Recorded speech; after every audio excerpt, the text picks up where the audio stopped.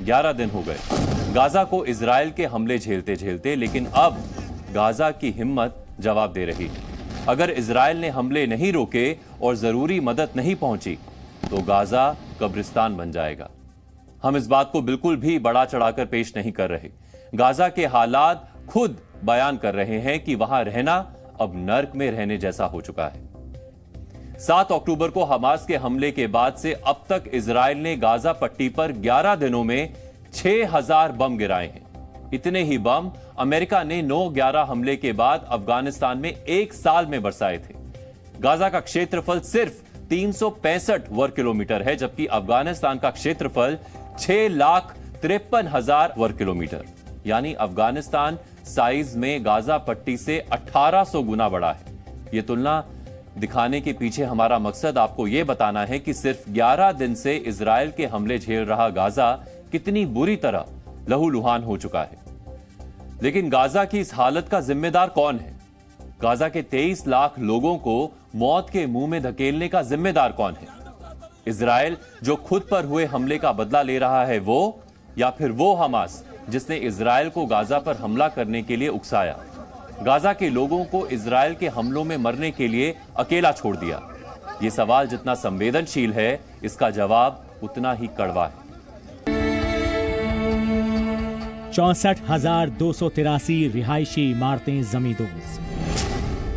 जिम्मेदार कौन? इजराइल या हमास? ला इलाहा इल्लल्लाह। 10 लाख लोग बेघर। जिम्मेदार कौन? इजराइल या हमास? 3,500 नागरिकों की मौत। जिम्मेदार कौन? इजराइल या हमास? इजराइल को गाजा की इस बर्बादी का दोषी ठहरा देना आसान है, लेकिन गाजा की इस बदकिस्मती का जिम्मेदार इजराइल से ज्यादा हमास है। हमास गाजा के बेगुनाह नागरिकों की आड़ में छिपकर इजराइल पर आतंकी हमले करता है और फिर बेगुनाहों की मौत पर दुनिया के सामने इजराइल को कसूरवार ठहराने की कोशिश भी करता है। सब जानते हैं कि ये सब हमास का किया धरा है।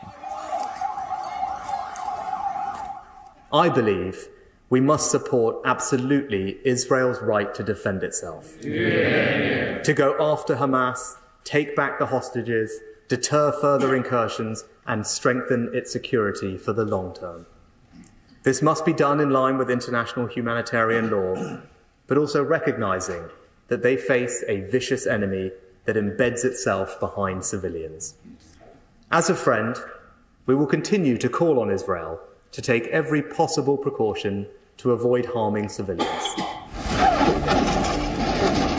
हमास के हमले के बाद इजराइल के पास 2 विकल्प थे।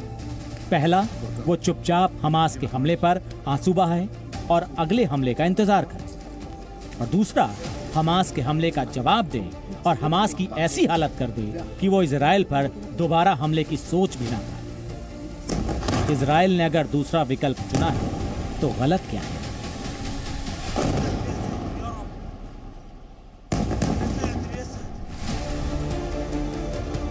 लेकिन जब हमास गाजा के आम लोगों को ही अपनी ढाल बना रहा है, इजराइल की वार्निंग के बावजूद गाजा सिटी से लोगों को निकलने से रोक रहा है, तो मौतों का जिम्मेदार कौन है? इजराइल है या हमास है? בעזה אנחנו מפנים את האוכלוסייה מהעיר עזה. אנחנו מפנים את האוכלוסייה דרומה לנחל עזה. הפינוי נמשך. עד עכשיו 100,000 כבר התפנו. במקביל, חמאס משקיע אנרגיה בניסיון לעצור את התהליך לגמרי, בגלל שהדבר מעיד מבחינת הארגון על היכולת שלו לשלוט באוכלוסייה. מצטברות בידינו עדויות שאנחנו נפרסם אותם, שחמאס מנסה למנוע באופן אקטיבי מהאוכלוסייה לנו הדרומה. ये कहना आसान है कि इजराइल गाजा में निर्दोष लोगों को मार रहा है, लेकिन इजराइल ही है जिसने गाजा सिटी से लोगों को सुरक्षित निकलने का मौका दिया। लेकिन हमास क्या कर रहा है? वो तो अभी भी इजराइल को गाजा पर हमले और ज्यादा तेज करने के लिए उकसा रहा है, जबकि सिर्फ हमास है जो गाजा को इजराइल के गुस्से से बचा सकता है, इजराइल को गाजा पर हमला करने से रोक सकता है। लेकिन हमास तो अभी भी इजराइल के गुस्से को भड़का रहा है। وإننا هنا نؤكد من جديد لأبناء شعبنا المرابط الأبي وكذلك للعدو الصهيوني ولكل العالم بأن تلويح الاحتلال بالدخول في عدوان بري ضد شعبنا هو أمر لا يرهبنا ولا نخشاه بعون الله، ونحن جاهزون بمعية الله للتعامل مع أي قوة غاشمة. हमास कह रहा है कि वो डरता नहीं है, डरेगा भी क्यों? हमास के असली आका तो विदेशी धरती पर सपरिवार सुरक्षित बैठे हैं। गाजा में मर तो बदनसीब लोग रहे हैं जिनकी जिंदगी को पहले हमास ने जहन्नुम बनाया और अब इजराइल के हमलों में मरने के लिए छोड़ दिया। इसीलिए गाजा में जो हो रहा है वो हमास का किया धरा है, क्योंकि वो हमास है जिसने पहले इजराइल पर हमले किए, इजराइल के आम लोगों को निर्मम तरीके से मौत के घाट उतारा।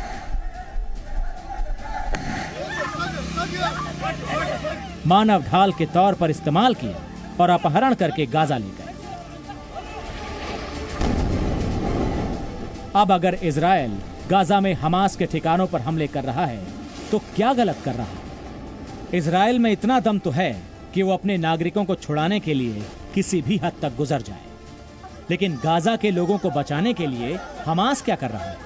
वो तो इजराइल के बंधकों को छोड़ने के लिए भी तैयार नहीं, बस बातें बना रहा है।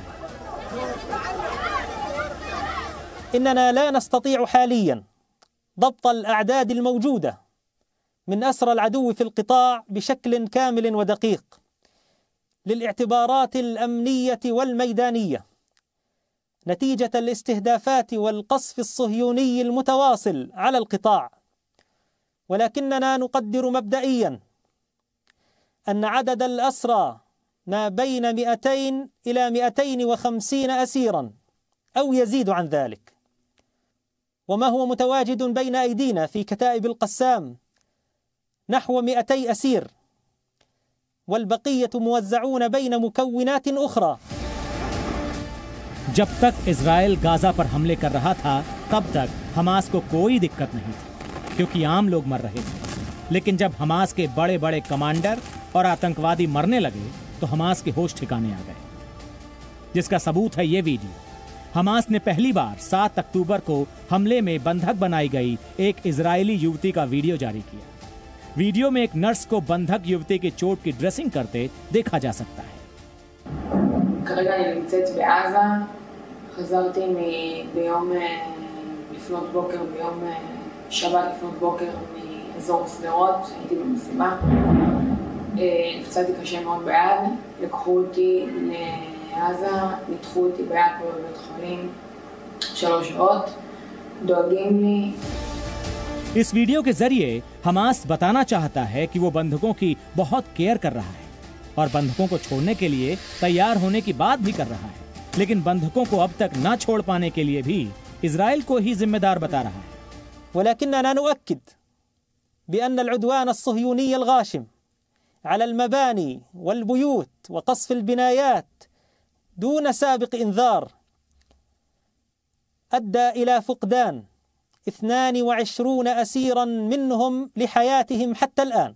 نؤكد بأن لدينا مجموعة من المحتجزين من جنسيات مختلفة تم جلبهم أثناء المعركة. हमास को अगर वाकई में गाजा के लोगों की चिंता होती तो वो इजराइल पर हमला करने की हिमाकत नहीं करता, लेकिन ईरान, लेबनान जैसे देशों की शह पाकर हमास ने गलती कर दी जिसकी सजा गाजा के लोग भुगत रहे हैं। लेकिन अब हमास को डर इस बात का है कि इजराइल ने उसे खत्म करने की कसम खा ली है। We'll do everything in our power to assist the removal or the exit of your nationals from Gaza to the extent that that's possible, obviously. But the quest for peace in the Middle East is something we share. Such a peace will only be possible if this caliphate, this Daesh caliphate is destroyed. Nobody can make peace with Daesh. Nobody can make peace with Al-Qaeda. And nobody can make peace with the Nazis. They have to be defeated. Then we have the peace. Thank you. Hamas ने Israel पर हमला किया, वो उसकी हिमाकत थी। Israel इसका बदला ले रहा है, ये उसका हक है। लेकिन इस जंग में आम निर्दोष नागरिक जो भुगत रहे हैं वो बिल्कुल गलत है। फिर चाहे वो गाजा के लोग हों या इजराइल के, उनका असली गुनहगार हमास है, जिसने इस जंग की शुरुआत की, जिसे अब इजराइल खत्म करने पर अड़ा है। इजराइल गाजा बॉर्डर से विशाल पांडे के साथ ब्यूरो रिपोर्ट, जी मीडिया। ये रिपोर्ट हमने आपको इसलिए दिखाई है ताकि आप भी ये समझ सकें कि गाजा में होने वाली बर्बादी के लिए इजराइल को जिम्मेदार ठहराना बेहद आसान है। लेकिन समझने वाली बात तो ये भी है कि यही इजराइल है जो गाजा के 23 लाख लोगों की जिंदगी को आसान बनाने के लिए मदद करता रहा है। ये तो सबको नजर आ रहा है कि इजराइल के हमलों की वजह से गाजा पट्टी में लोगों की जानें जा रही हैं। इजराइल ने बिजली, पानी जैसी जरूरी चीजों की सप्लाई बंद कर दी है। खाने पीने की चीजों की कमी होने लगी है, जिसे लेकर दुनिया के कई देश इजराइल पर उंगली भी उठा रहे हैं और इसे इजराइल की तरफ से मानवाधिकार का उल्लंघन भी बता रहे हैं। लेकिन ये कोई नहीं पूछ रहा कि अगर गाजा पट्टी पर हमास का कब्जा है तो फिर वहां की बुनियादी सुविधाएं इजराइल के जिम्मे क्यों और कैसे हैं। हमास अगर गाजा पट्टी पर अपना अधिकार बताता है तो फिर वहां बिजली, पानी जैसी सुविधाओं की जिम्मेदारी इजराइल क्यों उठाता है। हमास कहता है कि गाजा पट्टी में उसकी सरकार चलती है, तो फिर वहां के लोगों के लिए खाने पीने की कई चीजें इजराइल क्यों मुहैया करवाता रहा है। और इतना सब करने के बाद भी गाजा पट्टी अगर हमास के आतंकवादियों के लिए इजराइल पर हमला करने का लॉन्चिंग पैड बन जाए तो इजराइल के पास क्या ऑप्शन बचता है। क्योंकि ऐसा भी तो नहीं है कि हमास ने कोई पहली बार गाजा पट्टी से इजराइल पर हमला किया हो। साल 2007 से लेकर अब तक हमास ने इजराइल पर 4 बड़े हमले किए हैं और ऐसा भी नहीं है कि इजराइल ने हमास के हमलों का जवाब ना दिया हो। लेकिन 7 अक्टूबर के हमले ने इजराइल को गुस्से से भर दिया है और अब वो किसी भी कीमत पर हमास को जड़ से खत्म कर देने पर उतारू है। लेकिन हमास और उससे हमदर्दी रखने वाले लोग कह रहे हैं कि गाजा पट्टी के रिहायशी इलाकों में हमले करके इजराइल मानवाधिकारों का उल्लंघन कर रहा है कि वो गाजा पट्टी में मौजूद हमास के हेडक्वार्टर से लेकर आतंकियों के तमाम अड्डों पर बमबारी कर रहा है। हमास ने सोची समझी रणनीति के तहत अपने ठिकाने रिहायशी इलाकों, अस्पतालों और मस्जिदों में बनाए हुए हैं। इसीलिए हमास को खत्म करने के लिए इजराइल को वहीं बम बरसाने पड़ रहे हैं। इसके अलावा इजराइल के हमलों में गाजा पट्टी के नागरिकों की मौतों पर इजराइल तर्क दे रहा है कि हमास के आतंकवादी गाजा पट्टी के रिहायशी इलाकों, अस्पतालों और स्कूलों की इमारतों से ऑपरेट कर रहे हैं। तो इजराइल के काउंटर अटैक में हमास आतंकवादियों के साथ साथ गाजा पट्टी में रहने वाले आम लोग भी मारे जा रहे हैं।